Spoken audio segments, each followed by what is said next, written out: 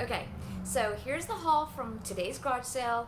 Again, I might have to get up because I don't think I arranged things where I could easily get it. So, yeah, I might have to do that. But I did get a really good score today. I think you saw a little in the footage on the GoPro, but I will show you everything that I got. And yeah, and the other couple things that are kind of meh, but I'm happy. I got up late in the day and I still did pretty well. So I love when that happens. Anyway, okay, so here's the first thing. Okay, so first thing I got was these Littlest Pet Shop toys for 75 cents.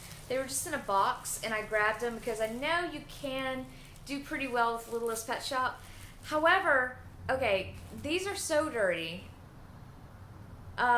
Just looking at them might give you coronavirus. But yeah, they're really dirty.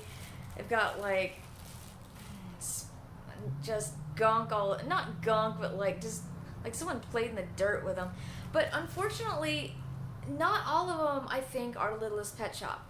I think some of them are off-brand because on the back of some of them's head it says like TM and MGA, made in China. Doesn't say Hasbro. A few of them do, like this one. On the bottom it says 2008 Hasbro China CO31. So I did a little bit of research, but I went down like this long wormhole and I couldn't. Basically, I came out knowing less than I knew going in, I think. I know sometimes you can look in their eyes and they have like certain things. See, this one is another one with like the MGA on the back of its head, but it looks like a Littlest Pet Shop. I mean, I don't know. Tell me what you think about these. This is like a little elephant. Because I know I used to like Littlest Pet Shop back in the 90s, and I mean, they didn't look anything like this. They redesigned them totally. But I remember I convinced my sister to get like the little off-brand ones because the actual Littlest Pet Shop ones were kind of pricey. So I know you can buy off-brand Littlest Pet Shop. I'm assuming you can still buy those. Here's like a little raccoon. It's cute. Here is another one that says MGA on the back of its head. I'm going to have to wash my hands really well. I think this is a monkey. I can't even really tell what these are half the time. Okay, this is like a little cat. This one has like a pink magnet on the bottom. I think that means something with rarity. And this is a skunk that I cannot find. It does say Hasbro on the side. 2007 Hasbro. Okay, so like, are all these worth $1 million or are they worth nothing? I just don't know. It's I don't know. And I don't want to just like lock these up, put them up, and then someone gets them and says, oh, hey, half of them are fake or whatever. So I just want to title them as the right thing, even if they're not worth much individually. I'll even sell these for $10, honestly, just to get them out of here. I thought it was worth a chance.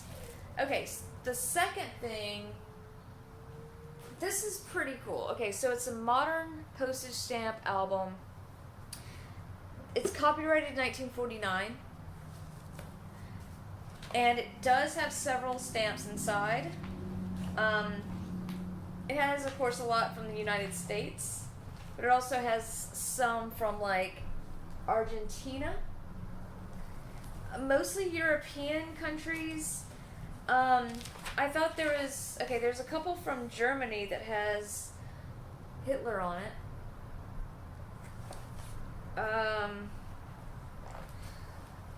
But yeah, I think I saw one in Australia. Let's see, none from Italy. But just kind of looking at the stamps, I thought was kind of interesting. Here's a couple from China. I didn't even see these.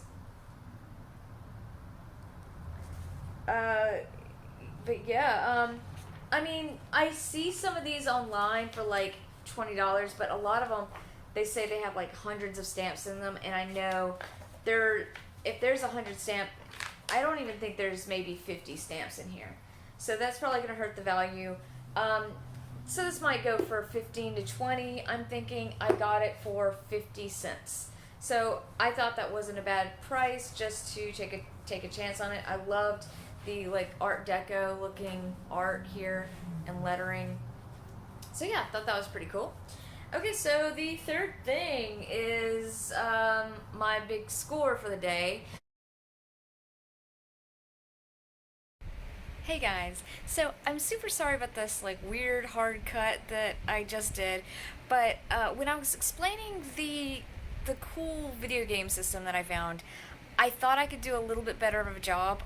The way I did it was just coming from an uninformed place, and I hadn't done the research at that point. I also thought it was a little bit boring, so yeah, and I didn't show everything either, so when I went back and watched the footage, I was like, no, I didn't even show all of the components, so I wanted to go back and just have a redo. So this is like maybe a couple weeks later, or a few weeks later from when I found it originally. Okay, so before I get into the other game system that I got, I just thought I'd show the Atari that I picked up for $3 at the same time. These two games plus the Atari, $3. And so it's just a 4-switch. Typically, wood grain is a little bit more valuable than your black Atari, but this isn't anything special. I don't usually pick up Ataris, but for $3, I just went ahead and did it. I'm selling all three things together for a pretty cheap price. Like, I'll probably get maybe 15 for it, and it doesn't come with a power plug. I have no idea if it works, so there you go. This is the Odyssey II machine. This is where you put in games. That's probably obvious for some of you. You're going to see it's kind of dirty and dusty. I've not cleaned it completely yet. I kind of just like put it on a shelf until I could maybe deal with it a little bit more. Okay, so in this version, there are 2 joysticks that are here and here, and they're connected to the machine, so I can't even take those off. I can't see if this thing is working at all because I don't have the power cord, which is really unfortunate. So what I think I might do is actually buy one to see if this thing even works. Unfortunately, the original power cord is it's on the expensive side. It's like, I want to say around $25–30, while you can get a cheaper one for, I think, a lot cheaper. The power cords that are compatible with this are Atari 2600 and a Nintendo, the original NES. So this is like the little cord that goes into the TV. I have an old school like TV that I play older video games with, and this plugs right in. I'm guessing newer TVs have this too. I'm not sure. I haven't tried on our big flat screen. But yeah, it's just a lot of cords. The joysticks are super long, if you can see that. The cord to the TV is pretty long. So what this is when I first saw it, I thought it was like a computer gaming system, and I was like, oh, this has gotta be something. I know about older video games, but generally, like if it would have said Intellivision or, you know, what is it, there's one that starts with a C that I can't remember at the moment. But those two I would have immediately recognized. But Odyssey II, I thought this was an actual computer that just like maybe played games on the side. But it is an actual, just like a Nintendo or an Atari. It just plays games, strictly plays games. And I'm going to show you some of the games that came with it in a second. This is an RF switch. I remember these from the early 80s, but I believe this came with the machine, though it doesn't say Odyssey. But from what I'm seeing on other people's listings, I think this came with it. And what you would do is, if this didn't have like this little Radio Shack adapter, you would plug, let's see if I can get it out. Yeah, so you would plug this part into here, and then you would plug these into the TV, and that's how you would hook it up to one of the older TVs. But thankfully, the person had at last had this adapter, so now I can hook it right up to the TV. So that's pretty handy. Once I get a power cord for it. So the games are, I have several here that are not in the box. I'll show those off first. So obviously a couple of them here are unlabeled. Here is, let's see, what is this called? Alpine Skiing. There's this one, Conquest of the World, and this one was in the machine. I wasn't even sure how to get it out, if there was like a button or something, but as it turns out, you just like pull up on the handle. It should go in, I believe, like this. No. There we go. You would just push in, and you would kind of have to yank it out a little bit. I was scared to try it until I just kind of put some pressure on it and it came right out. But this is actually part of a board game right here, this game, Conquest of the World, and it came with like an actual board and some other stuff with it, some dice, I think. But unfortunately, mine just came with the game. So, but I love that little cool label. I think all the board game games came with a gold label. Then there's Speedway. What you would do with this type of game is that there's 3 games on it. You would put the game in and you would press which game that you want. So if you want Spin Out, you would press 2 or 3. Crypto Logic, press 4. Obviously Speedway, you would press 1. So that's neat. Alien Invaders Plus, press 1. I don't know why you have to press a number if that's the only game. Not sure why that is. And just good old football here. Okay, so let's look at the games and boxes, because I think those are a little bit more interesting to look at.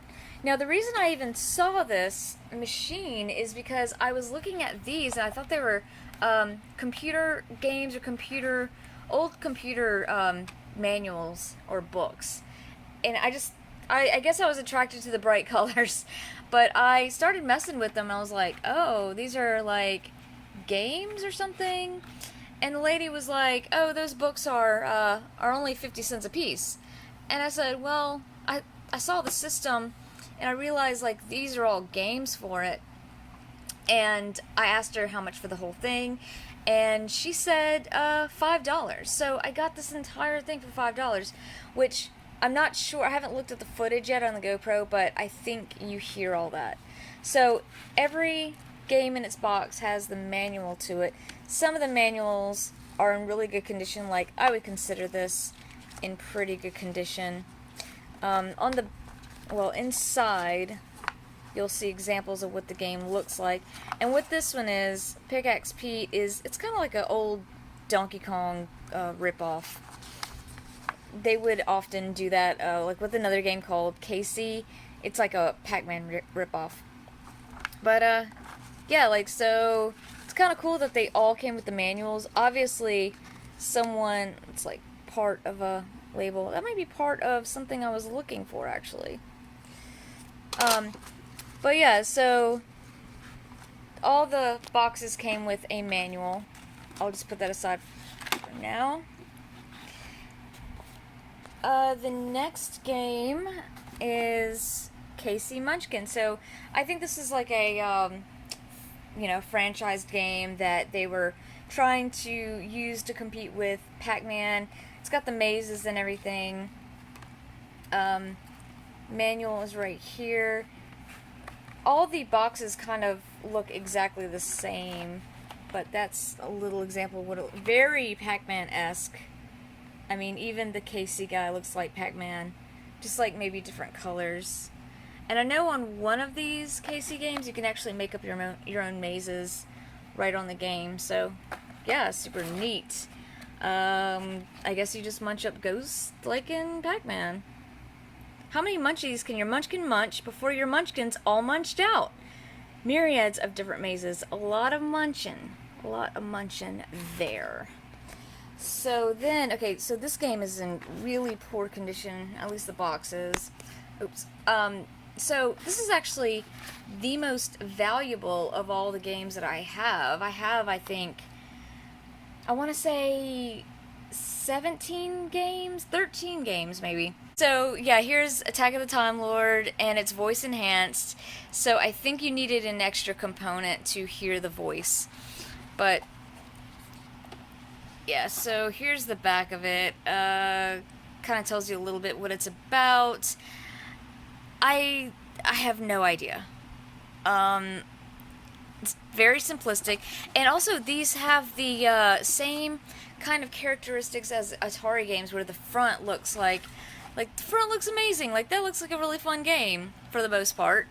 But then you look at the back, and it's just dots.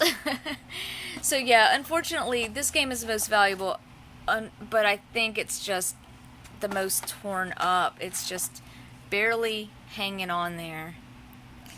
Yeah. But at least it came with it. I mean, I think the boxes are really cool looking. Okay, so here is a game called UFO. And let's see. Once again, like, you're in a cool spacecraft type thing, and I guess you're going to shoot lasers. These kind of look like spermies. But okay, so this manual looks in relatively good condition. Over here you'll notice it shows you most of the games that were made for it. Then it shows you the back. And again, it's just like little dots. I mean, I know they didn't have much back then, and you know that was exciting to be, but it just seems so silly to have like this cool, you know, box on the front to make you want to buy it, and then like you get it and it's like the most simple thing ever, but that's how it was. Okay, so here's another really messed up box. Freedom Fighters. Okay, so yeah, you gotta kind of be careful with these. Manuals there. That's what it looks like. Okay, let's compare front to back. That's the front. You're in a thing of ice, maybe? And things are shooting at the Earth and some planets. And you got to rescue prisoners of the pulsars from deep space confinement. Oh, so that's a confinement crystal. Gotcha. And then I wouldn't know a confinement crystal in here if it blew up in my face. So, yeah. Interesting. Okay, so second to last, Casey's Crazy Chase. So this is another Casey game, and unfortunately this one is just about hanging on there. I'm not gonna mess with this one too much because it's just too delicate. Here is the back. I believe this is the one where you can make your own mazes and stuff. Yep, just Pac-Man all over again. Okay. Let me grab this very, very gently. Oh, so gently. Oh, there you go. Okay, so this is the last one. Very cool cover. Monkeyshines. Can we get better lighting on this? It's probably the best we're gonna do. So, Monkeyshines, like, they must have never played this. Maybe it wasn't fun. But, because the box is in just such good condition. And what I notice is that although it's Monkeyshines, that's actually a gorilla on the front, and gorillas are not monkeys. They are apes. So, computerized monkeys, unlimited action, trillions of combinations. You will go ape. So let's find out what we would go ape over.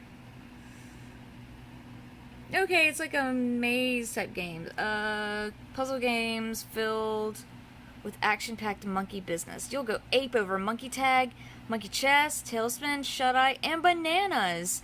You have to be as agile as 4 computer-smart monkeys that run, jump, climb, tease, dive, swing, hop, spin, scamper, and cavort over virtually endless patterns of monkey bars.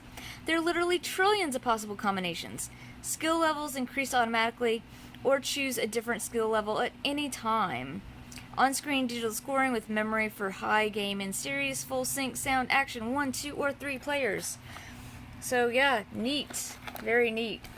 Also, what I would say is, like, these would look very cool. Like, if you just took the games out to put, you know, by your system, you could just use these and put on a wall. Like, I don't know about shadow box, but like, you could put them on a shelf, just to show off that you have these games. I think they would look really pretty, and like, people would definitely look at them.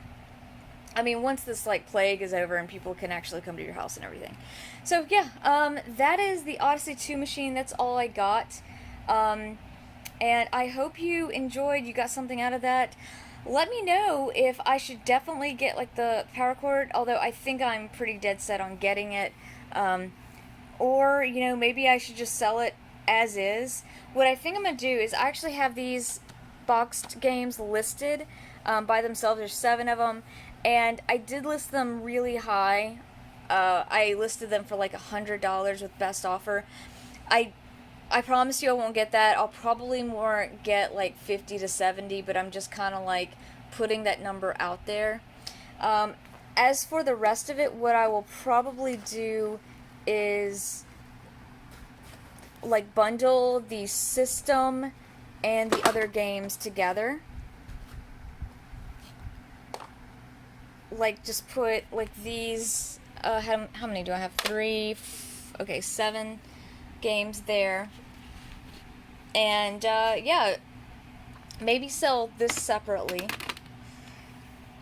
I just wish, you know, the only thing cooler is if I had the original box. But I mean, yeah, it's cool that I got this. I learned a lot.